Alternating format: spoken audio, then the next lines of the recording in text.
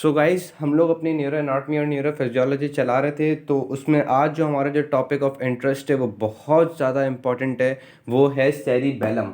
ठीक है, आज जो हमें डिस्कस करना है वो क्या डिस्कस करना है, सेरिबेलम। और हम इसकी एनाटॉमी भी डिस्कस करेंगे, इसके पाथवेज भी डिस्कस करेंगे और इसकी फिजियोलॉजिकल एस्पेक्ट्स भी डिस्कस करेंगे। ठीक, तो गाइस स्टार्ट करते हैं विद द सेरिबेलम। सेरिबेलम जो है ये हमारे पास कहलाता है सेकंड ब्रेन। हमारा जो सेरिबेलम की इतनी इंपॉर्टेंस है कि इस सेरिबेलम को सेकंड ब्रेन भी कहा जाता है। ठीक है, anatomically anatomically cerebellum is divided into these following parts. Anatomically cerebellum हमारे पास डिवाइडेड होता है किसके अंदर, सेंट्रल वर्मिक्स, मैं आपको दिखाता हूँ अभी। उसके बाद anterior, posterior and flocculonodular lobe. ठीक है, let's go to the 3D। So guys here you go, हमारा ये आ गया सेरिबेलम, एक अदर सेरिबेलम। ठीक है, अगर हम इसकी लोकेशन की बात करते हैं तो देखो ये हमारे पास चल रही होती है क्या चीज़, मेडुला ऑब्लंगेटा। अगर ये हमारी मेडुला ऑब्लंगेटा चल रही है, ठीक है, ये क्या है, मेडुला ऑब्लंगेटा। उसके बाद फिर पॉन्स, फिर मिड ब्रेन। तो ये हमारे पास पोस्टीरियर सेरिबेलम जो है वो कहाँ लोकेटेड होता है, posterior aspect of pons. Cerebellum कहाँ लोकेटेड होता है, it is located at the posterior aspect of the pons. Cerebellum is located at the posterior aspect of the pons. ठीक है, यानी कि इसने पूरे सेरिबेलम ने क्या किया होता है कि ये पॉन्स के पोस्टीरियर एस्पेक्ट को सराउंड किया हुआ होता है। ठीक, उसके बाद अगर हम पॉन्स को हाइड करें, मतलब एक पॉन्स का हम एक पार्ट फेड करें, तो हमें पॉन्स के अंदर क्या चीज़ नज़र आती है, पॉन्स के अंदर आपको दिख रहा होगा एक ब्लू ब्लू स्ट्रक्चर नज़र आ रहा होगा। ठीक है, let me hide this structure. अगर मैं इसको हाइड करूँगा तो हमें वो नज़र आएगा। अगर मैं इसको हाइड करता हूं तो हमें ये चीज़ क्या नज़र आती है, हमें नज़र आता है cavity of the fourth ventricle. Pons के बिल्कुल पोस्टीरियर एस्पेक्ट पे हमें क्या नज़र आता है, cavity of the fourth ventricle. तभी ये चीज़ जो है वो मैंने इनिशियल फर्स्ट लेक्चर में समझा दी थी वेंट्रिकुलर सिस्टम की, कि ये cavity of the fourth ventricle क्या होता है। It is nothing but continuation of the cerebral aqueduct, and cerebral aqueduct is itself continue superiorly with the cavity of the third ventricle. ठीक, तो मुझे इसकी इतनी ज़्यादा डिटेल में जाने की नीड नहीं है। ठीक, तो ये हमारे पास कहाँ लोकेटेड होता है, it is located posterior to the pons. And pons में भी कौन से वाले पार्ट पे, पॉन्स के अंदर जो है हमारे पास एक स्ट्रक्चर लोकेटेड होता है जिसको हम कहते हैं cavity of the fourth ventricle. So basically it is located posterior to the cavity of the fourth ventricle. Basically ये कहाँ लोकेटेड होता है, it is located posterior, to the cavity of fourth ventricle. ठीक, यहाँ तक चीज़ समझ में आ गई। सो गाइस अगर हम बात करें सेरिबेलम की, तो सेरिबेलम जो है ये हमारे पास दो पार्ट्स के अंदर डिवाइडेड होता है। राइट, अगर ये हमारा लेफ्ट साइड है, ये लेफ्ट साइड, ये राइट साइड। ठीक है, तो दो सेरिबेलम हमारे पास डिवाइडेड होते हैं बाय सेंट्रल वर्मिक्स। हमारे पास एक सेंट्रल क्या होती है, वर्मिक्स होती है, जिससे ये हमारे पास राइट और लेफ्ट साइड पे डिवाइडेड होता है। अब वर्मिक्स जो है, ठीक है, ये जो आपका स्ट्रक्चर है जो कि आप क्या कहलाते हो, वर्मिक्स। वर्मिक्स भी गाइस याद रखना दोनों साइड पे होंगी, राइट साइड की वर्मिक्स, लेफ्ट साइड की वर्मिक्स। लेट सपोज कि अगर मैं एक साइड पे सिलेक्ट कर देता हूँ लेफ्ट साइड की वर्मिक्स, ठीक है, और राइट साइड की वर्मिक्स, दोनों वर्मिक्स क्या करती हैं, ये हमारे पास है ना दोनों लोब्स ऑफ सेरिबेलम को डिवाइड कर देती हैं। लेफ्ट वाले को लेफ्ट की तरफ कर दिया, राइट वाले को लेफ्ट की तरफ कर दिया। तो हमारे पास बिल्कुल सेंट्रल ऑफ सेरिबेलम में क्या होता है, वर्मिक्स। बिल्कुल सेंट्रल ऑफ सेरिबेलम में क्या होता है, वर्मिक्स। ठीक है, वर्मिक्स हमारे पास क्या करती है कि लोब्स ऑफ सेरिबेलम को डिवाइड कर देती है। तो एक सेरिबेलम में हमारे पास क्या क्या आ जाता है, एक सेरिबेलम में हमारे पास आ जाता है सेंट्रली प्लेस्ड वर्मिक्स। वर्मिक्स के बाद हमारे पास सेरिबेलर हेमिस्फीयर। एक सेरिबेलम में हमारे पास क्या आता है, सेंट्रली प्लेस्ड वर्मिक्स, उसके बराबर में सेरिबेलर हेमिस्फीयर। अब सेरिबेलर हेमिस्फीयर जो है, cerebellar hemisphere itself is divided into anterior lobe. Itself is divided किसके अंदर डिवाइडेड होता है, anterior lobe, posterior lobe and folliculonodular lobe। Anterior lobe, posterior lobe and flocculonodular lobe. तो जो सबसे पहला आपको स्ट्रक्चर नजर आता है वो हमारे पास कहलाता है एंटीरियर लोब। ठीक है, सबसे पहला हमें क्या नजर आता है, एंटीरियर लोब। ठीक है, एंटीरियर लोब के बाद जो हमें लोब नजर आता है वो कहलाता है फॉलोक्यूलोनोडुलर लोब। ओ सॉरी, एंटीरियर लोब के बाद जो हमें लोब नजर आता है इतना बड़ा, वो हमारे पास कहलाता है मिडिल लोब या पोस्टीरियर लोब। ये चीज़ बड़ी कॉन्ट्राडिक्शन होती है कि एंटीरियर लोब के बाद हम डायरेक्टली पोस्टीरियर लोब बोलते हैं। तो न्यूरोस्नेल में ये बात क्लियरली लिखी हुई है कि पोस्टीरियर लोब को मिडिल लोब भी कहते हैं, लेकिन गाइटन में ऐसी कोई बात नहीं लिखी हुई। ठीक है, तो ये एंटीरियर लोब के बाद हमारे पास क्या होता है, पोस्टीरियर लोब। ठीक है, एंटीरियर लोब और पोस्टीरियर लोब आपको दिख रहा होगा एक फिशर से डिवाइडेड है। ठीक है, एक फिशर से हमारे पास ये क्या होता है, डिवाइडेड होता है स्ट्रक्चर, जिसको हम कहते हैं central fissure. Let me edit it. So guys, आपको ये एक फिशर नज़र आ रहा है जिसको हम कहते हैं प्राइमरी फिशर। प्राइमरी फिशर क्या करता है, ये हमारे पास एंटीरियर लोब को पोस्टीरियर लोब से डिवाइड करा देता है। ठीक, उसके बाद अगर हम देखते हैं, उसके बाद अगर हम देखें तो हमारे पास क्या होता है कि फॉलिकुलर, ये मिडिल और पोस्टीरियर लोब जो है, ये हमारे पास नीचे की तरफ, जब ये पीछे ये पूरा इन्फीरियरली मूव होता है तो inferiorly it is divided from folliculonodular lobe। inferiorly it is divided from folliculonodular lobe। ये आपके पास क्या आता है, folliculonodular lobe आ जाता है। ठीक है, ये आपका पूरा जो स्ट्रक्चर है, ठीक है, ये आपका ये पूरा आपका स्ट्रक्चर क्या कहलाता है, folliculonodular lobe। तो inferiorly जो हमारे पास ये posterior lobe जो होता है वो हमारे पास डिवाइडेड होता है फ्रॉम द folliculonodular lobe। ठीक है, वो हमारे पास folliculonodular lobe से डिवाइडेड होता है बाय अ फिशर, जिसको हम कहते हैं, जिसको एक ये फिशर होता है जिसको हम कहते हैं uvulo flocculonodular fissure. Uvulo uvulo floccular nodular fissure. ठीक है, ये एक फिशर होता है, स्नेल में इसका नाम लिखा हुआ है uvulo nodular, uvulo floccular nodular fissure, uvulo floccular nodular fissure, uvulo floccular nodular fissure. ये आपको फिशर पूरा मैंने बना दिया। ठीक है, इस फिशर से हमारे पास क्या होता है कि पोस्टीरियर सेरिबेलम जो है और middle cerebellum is divided from the inferior lobe, जिसको हम क्या कहते हैं, फॉलोक्यूलोनोडुलर लोब। फॉलोक्यूलोनोडुलर लोब और पोस्टीरियर लोब किससे डिवाइडेड होते हैं, bye यूवोलो flocculonodular fissure. यूवोलो flocculonodular Fisher से हमारे पास ये दोनों लोब डिवाइडेड होते हैं। इसके बाद एक और एक फिशर होता है, वो हमारे पास क्या करता है, वो हमारे पास सेरिबेलम की ये जो सुपीरियर सरफेस है, सेरिबेलम की जो सुपीरियर सरफेस है पूरी, इस सुपीरियर सरफेस को हमारे पास ये जो इंफीरियर सरफेस आ रही है इससे डिवाइड करता है। सुपीरियर सरफेस को, ये जो आपको पूरी सुपीरियर सरफेस लग रही है, इस सुपीरियर सरफेस को इंफीरियर सरफेस से एक फिशर डिवाइड कर रहा होता है जिसको कहते हैं हॉरिजॉन्टल फिशर। जिसको हम क्या कहते हैं, हॉरिजॉन्टल फिशर। हॉरिजॉन्टल फिशर मैं थोड़ा सा डार्क करके बना दूं, फिर ये हॉरिजॉन्टल फिशर नीचे मर्ज हो जाता है फॉलोक्यूलोनोडुलर फिशर के साथ और यूवोलोनोडुलर फिशर के साथ। ठीक है, इसको मैंने बड़ा सर्च किया था कि अच्छी पिक्चर मिल जाए, तो उतनी कोई खास पिक्चर मिली नहीं थी।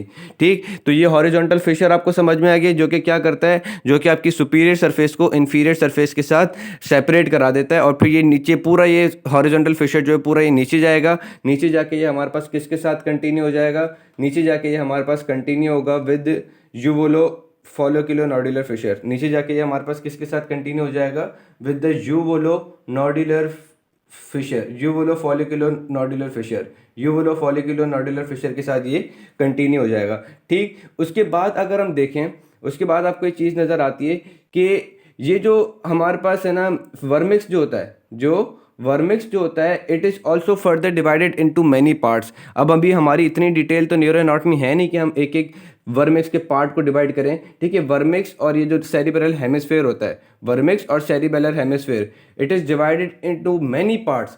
ये बहुत सारे मैनी पार्ट्स के अंदर डिवाइडेड होता है इस तरीके से। हॉरिजॉन्टल आपको बड़े फिशर्स नज़र आएंगे जो कि क्या करते हैं कि एंटीरियर लोब है, एंटीरियर लोब का भी सुपीरियर वाला पार्ट और वर्मिक्स का सुपीरियर वाला पार्ट, ये दोनों एक फंक्शनल कंपार्टमेंट बनाते हैं। इसी तरीके से हमारे पास ये जो होता है, ये एक और ये जितने भी छोटे छोटे होते हैं, ये बहुत सारे ये छोटे छोटे होते हैं, अभी मेरा क्लिक नहीं हो रहा। ठीक है, ये बहुत सारे हमारे पास छोटे छोटे सेगमेंट्स होते हैं जिसमें क्या क्या आ जाता है, वर्मिक्स का एक पार्ट और फिर सेरिबेलर हेमिस्फेयर का एक पार्ट।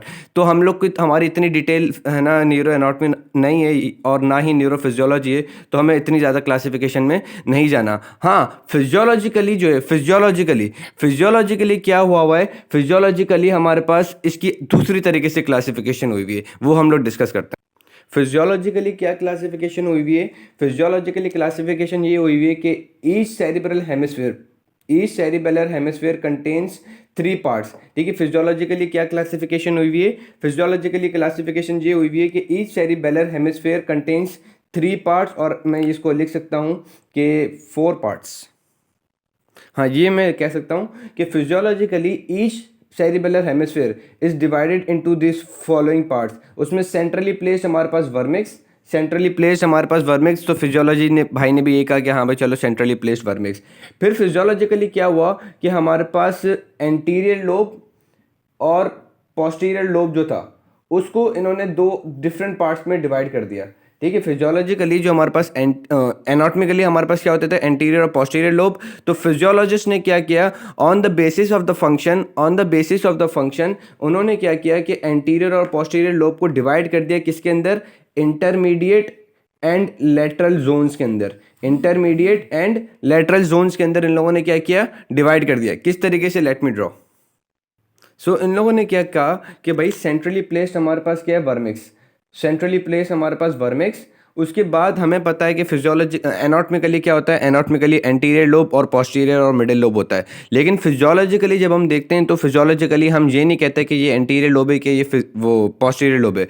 एनाटॉमिकली हमारे पास पूरा जो सेरिबेलर हेमिस्फीयर होता है वो दो पार्ट्स के अंदर डिवाइडेड हो जाता है। एनाटॉमिकली ये पूरा जो आपका सेरिबेलर हेमिस्फीयर है जिसमें एंटीरियर लोब और पोस्टीरियर लोब आते हैं वो हमारे पास दो पार्ट्स के अंदर डिवाइडेड होते हैं। कौन कौन से वो दो पार्ट्स होते हैं, वो दो पार्ट्स ये होते हैं कि हमारे पास एक इंटरमीडिएट जोन, एक आपके पास क्या कहलाता है, intermediate zone. Intermediate zone, intermediate zone. और एक आपके पास आ जाता है लेटरल जोन। ठीक, एक आपके पास आ जाता है लेटरल जोन, एक आता है आपका इंटरमीडिएट जोन। ठीक, तो इसी आपकी, और फिर हमारे पास सेरिबेलर हेमिस्फीयर का जो आखिरी लोब होता है जो कि फॉलोक्यूलोनॉड्यूलर लोब होता है, तो वो फॉलोक्यूलोनॉड्यूलर लोब अपनी जगह है, उन्होंने उसको नहीं छेड़ा। उन्होंने सिर्फ और सिर्फ एंटीरियर और पोस्टीरियर सेरिबेलर लोब को डिवाइड कर दिया किसके अंदर, इंटरमीडिएट जोन और कौन सा जोन, लेटरल जोन। ठीक, यहाँ तक समझ में आ गई। और फॉलोक्यूलोनॉड्यूलर लोब अपनी जगह पे, उसको उन्होंने नहीं छेड़ा। ठीक, तो इसी बेस पे, इसी हमारे पास इंटरमीडिएट जोन और लेटरल जोन और वर्मिक्स और ये फॉलोक्यूलोनॉड्यूलर लोब, इसी सेरिबेलर स्ट्रक्चर को देखते हुए और इनके फंक्शंस को देखते हुए कि भाई इंटरमीडिएट जोन क्या फंक्शन करता है, लेटरल जोन क्या फंक्शन करता है, वर्मिक्स क्या फंक्शन करता है और फॉलोक्यूलोनॉड्यूलर लोब क्या फंक्शन करता है, इन सारे जो पार्ट्स ऑफ सेरिबेलम है इनके फंक्शंस को देखते हुए हमारे फिजियोलॉजिस्ट ने क्या किया, सेरिबेलम को 3 डिविजन्स में डिवाइड कर दिया। ठीक है, इन्हीं फंक्शंस को देखते हुए कि वर्मिक्स क्या फंक्शन परफॉर्म करता है, इंटरमीडिएट जोन क्या फंक्शन परफॉर्म करता है, लेटरल जोन क्या फंक्शन परफॉर्म करता है और फॉलोक्यूलोनॉड्यूलर लोब क्या फंक्शन परफॉर्म करता है। इन्हीं फंक्शनल डिफरेंसेस की बेस पे फिजियोलॉजिस्ट ने क्या किया, एक सेरिबेलम को 3 पार्ट्स के अंदर डिवाइड कर दिया। एक सेरिबेलम को 3 पार्ट्स के अंदर डिवाइड कर दिया। एक जिसको ये लोग कहते हैं वेस्टिबुलो सेरिबेलम, एक जिसको क्या कहते हैं, वेस्टिबुलो सेरिबेलम। और इस वेस्टिबुलो सेरिबेलम में हमारे पास क्या आ जाता है, इस वेस्टिबुलो सेरिबेलम में हमारे पास फॉलोक्यूलोनॉड्यूलर लोब आता है। इस वेस्टिबुलो सेरिबेलम में हमारे पास क्या आता है, फॉलोक्यूलोनॉड्यूलर लोब। ठीक, ये चीज समझ में आ गई कि इस वेस्टिबुलो सेरिबेलम के अंदर हमारे पास कौन सा लोब आ जाता है, फॉलोक्यूलोनॉड्यूलर लोब। यानी कि वेस्टिबुलो सेरिबेलम जो होगा वो हमारे पास फॉलोक्यूलोनॉड्यूलर लोब जो फंक्शन परफॉर्म करेगा उससे रिलेटेड है। ठीक, वेस्टिबुलो सेरिबेलम जो है वो हमारे पास किससे रिलेटेड है, ये रिलेटेड है फॉलोक्यूलोनॉड्यूलर लोब के फंक्शन से। यानी कि वेस्टिबुलो सेरिबेलम ऐसा फंक्शनल डिवीजन है सेरिबेलम का जो कि डिपेंड करता है कि फॉलोक्यूलोनॉड्यूलर लोब क्या फंक्शन परफॉर्म करता है। यहाँ तक चीज़ समझ में आ गई। उसके बाद हमारे पास आता है स्पाइनोसेरिबेलम। उसके बाद हमारे पास क्या आता है, स्पाइनोसेरिबेलम। स्पाइनोसेरिबेलम के अंदर हमारे पास क्या आ जाता है, स्पाइनोसेरिबेलम के अंदर हमारे पास इंटरमीडिएट जोन प्लस वर्मिक्स। स्पाइनोसेरिबेलम के अंदर हमारे पास क्या आता है, इंटरमीडिएट जोन और वर्मिक्स। ठीक है, तो ये जो हमारा जितना भी पार्ट है ये हमारे पास पूरा का पूरा क्या कहलाएगा, ये हमारे पास कहलाएगा स्पाइनोसेरिबेलम। स्पाइनोसेरिबेलम। अब हम इसको स्पाइनोसेरिबेलम क्यों कह रहे हैं, क्योंकि वर्मिक्स का और ये जो इंटरमीडिएट जोन है इसका कोई ना कोई फंक्शन ज़रूर होगा with the spinal cord and with the body. ठीक है, स्पाइनोसेरिबेलम का जो है, हम इसको स्पाइनोसेरिबेलम इस वजह से कह रहे हैं क्योंकि वर्मिक्स और इंटरमीडिएट जोन के जो फंक्शंस हैं वो हमारे स्पाइनल कॉर्ड से रिलेटेड हैं। फंक्शनल हम डिस्कस करेंगे कि फॉलोक्यूलोनॉड्यूलर लोब का क्या फंक्शन है, इंटरमीडिएट जोन का क्या फंक्शन है, वर्मिक्स का क्या फंक्शन है, हम सारे फंक्शंस एक एक के डिस्कस करेंगे। अभी सिर्फ हम क्लासिफिकेशन समझ लें। ठीक, तो वर्मिक्स और इंटरमीडिएट जोन ये दोनों हमारे पास किस फंक्शनल डिवीजन ऑफ सेरिबेलम में आते हैं? ये दोनों हमारे पास spinocerebellum functional division of cerebellum में आ जाते हैं, ठीक है। वर्मिक्स और intermediate zone they are included in the spinocerebellum which is a functional division of a cerebellum, ठीक। और ये हमारे पास स्पाइनोसेरिबेलम फिर इन दोनों के फंक्शन से रिलेटेड होगा, यानी कि spinocerebellum will control all the functions related और performed by vermis and intermediate zone, ठीक। यहाँ तक समझ में आ गई। उसके बाद हमारे पास तीसरा हमारे पास आता है, एक सेकंड इसमें स्पेलिंग मिस्टेक लिखी हुई है। तीसरी जो हमारी फंक्शनल डिवीजन है वो हमारे पास कहलाती है सेरिब्रोसेरिबेलम। तीसरी फंक्शनल डिवीजन क्या कहलाती है? सेरिब्रोसेरिबेलम। सेरिब्रोसेरिबेलम क्या है? Cerebrocerebellum is also a functional division of a cerebellum which includes, अब हमें ये देखना है कि ये सेरिब्रोसेरिबेलम कौन सा पार्ट ऑफ सेरिबेलम को इंक्लूड करता है। तो गाइस याद रखना, cerebrocerebellum includes lateral division of cerebellum.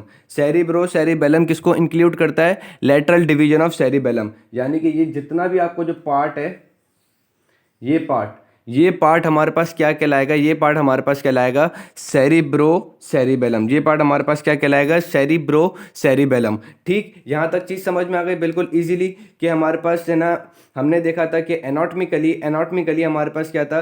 Cerebellum दो पार्ट्स के अंदर डिवाइडेड था, एक वर्मिक्स, उसके बाद हमारे पास सेरिबेलर हेमिस्फीयर, और cerebellar hemisphere anatomically it was divided into anterior lobe, posterior lobe and flocculonodular lobe, but physiologically each cerebellar hemisphere is divided into intermediate zone, lateral zone, flocculonodular zone and vermis, ठीक। यहाँ तक समझ में आ गया। और फिर functional classification of cerebellum includes three parts.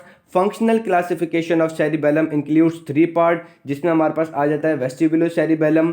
वेस्टिबुलोसेरिबेलम includes the फॉलिकुलो-नोडुलर lobe, यानी कि फॉलिकुलो-नोडुलर लोब जो है वो हमारे पास फंक्शनली रिलेटेड होता है विद द वेस्टिबुलोसेरिबेलम। वेस्टिबुलोसेरिबेलम जो है वो हमारे पास फॉलिकुलो-नोडुलर लोब के फंक्शन से रिलेट करता है। Spinocerebellum includes vermis and the intermediate zone, यानी कि स्पाइनोसेरिबेलम क्या होगा? ये वो फंक्शंस कंट्रोल करेगा जो कि हमारे पास परफॉर्म करते हैं वर्मिक्स और इंटरमीडिएट जोन। उसके बाद तीसरी फंक्शनल डिवीजन ऑफ सेरिबेलम वो क्या है? वो है सेरिब्रोसेरिबेलम। Third functional division of cerebellum includes cerebrocerebellum and it controls those functions which are performed by the lateral division of cerebellum, ठीक है। cerebrocerebellum जो है ये हमारे पास थर्ड क्लासिफिकेशन है किसकी? सेरिबेलम की। थर्ड फंक्शनल क्लासिफिकेशन है सेरिबेलम की, और ये क्या करती है? ये हमारे पास है ना रिलेटेड होती है with the lateral zone of cerebellar hemisphere. Lateral zone of cerebellar hemisphere जो फंक्शन परफॉर्म करता है वो हमारे पास किसके अंदर आ जाते हैं? वो हमारे पास सेरिब्रोसेरिबेलम के अंदर आते हैं। यहाँ तक चीज़ समझ में आ गई, ठीक।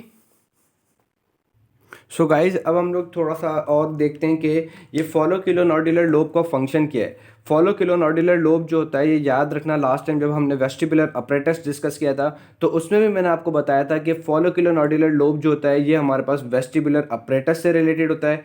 फॉलिकुलो-नोडुलर लोब जो होता है ये हमारे पास रिलेटेड होता है विद द वेस्टिबुलर अपरेटस। और वेस्टिबुलर अपरेटस का क्या काम होता है? वेस्टिबुलर अपरेटस हमारे पास बॉडी का पॉस्चर मेंटेन कराता है in relation to the movement of head की जो मूवमेंट होती है उसके हिसाब से फिर बॉडी का पॉस्चर जो सेट करता है वो वेस्टिबुलर अपरेटस सेट करता है। और वेस्टिबुलर अपरेटस को किसकी नीड होती है? सेरिबेलम की। और सेरिबेलम के अब कौन से पार्ट की?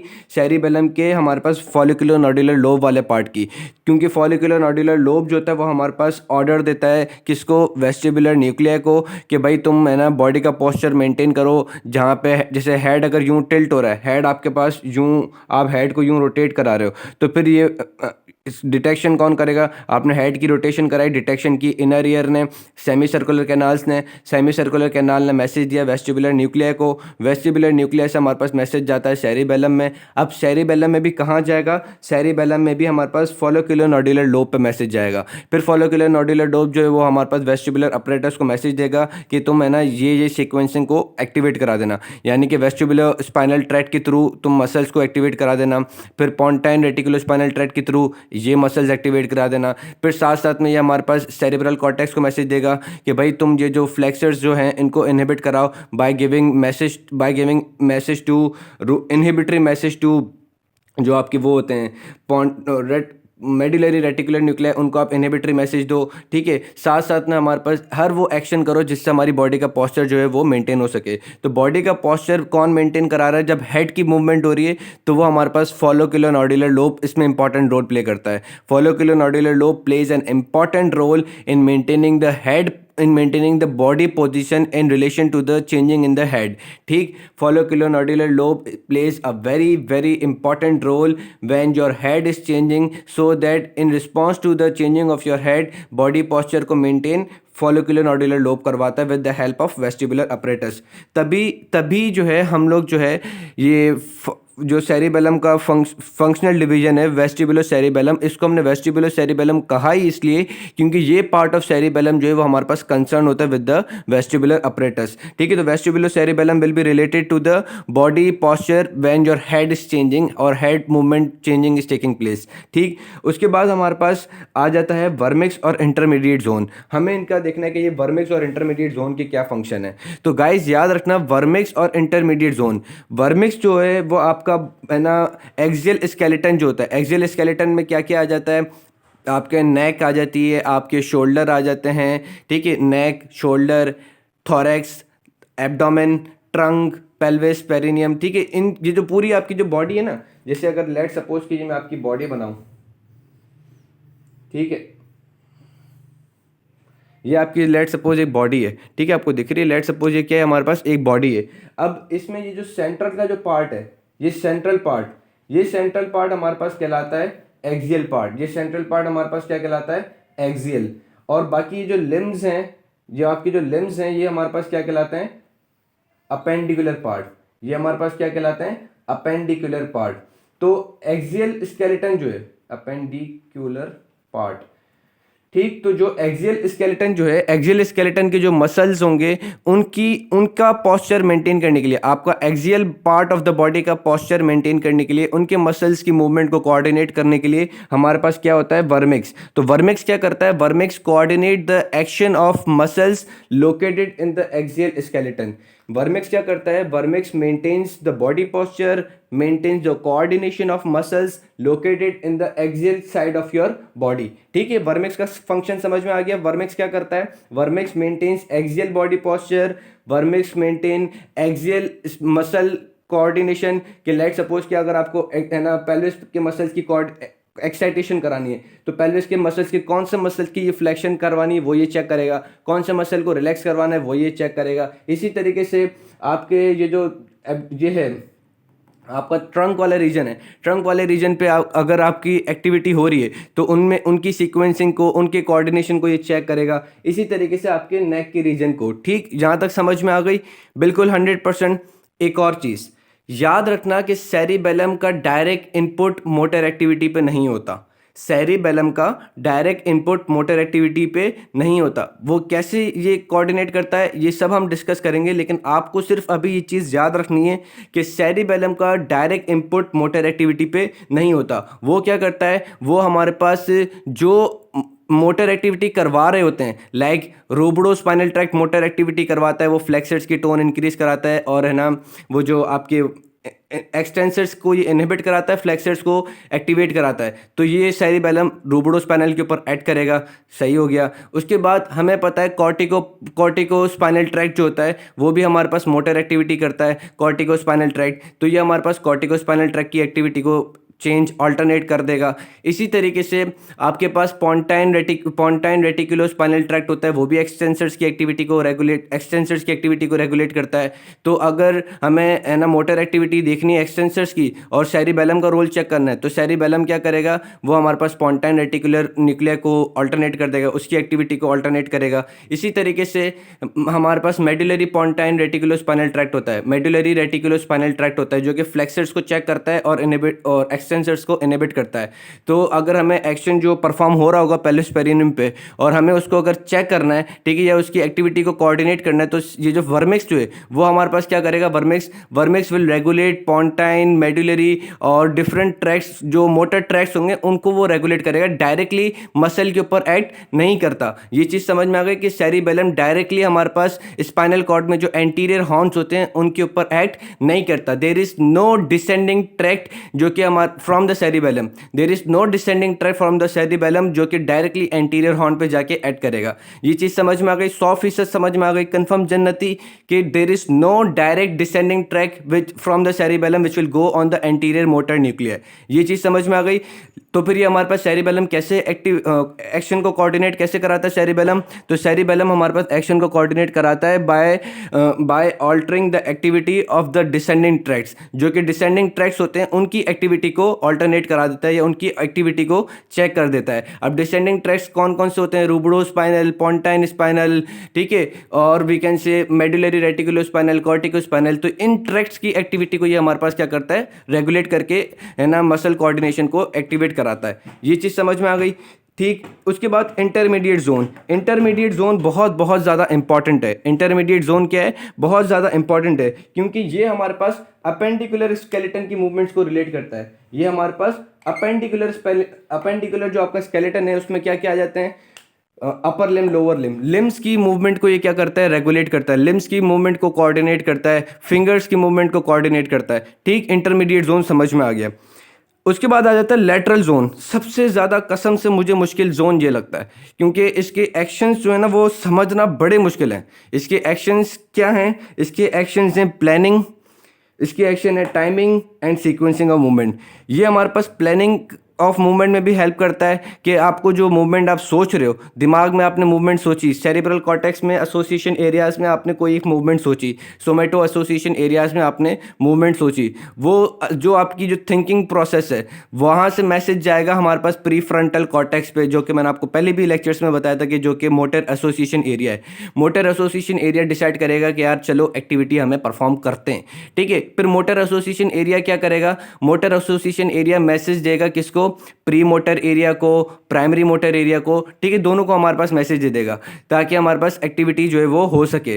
प्राइमरी मोटर एरिया क्या करेगा? डायरेक्ट अपना एक्शन नीचे परफॉर्म करवाएगा। प्राइमरी मोटर एरिया जो है वो कॉर्टिको स्पाइनल ट्रैक्ट नीचे भेजेगा। तो जब कॉर्टिको स्पाइनल ट्रैक्ट नीचे आ रहा होगा तो वो हमारे पास क्या करता है? वो हमारे पास, है ना, अभी हम पाथवेज देखेंगे तो वो कुछ पाथवेज के थ्रू मैसेज सेरिबेलम को पहुंचाता है कि भाई मैं ये एक्टिविटी करने जा रहा हूं।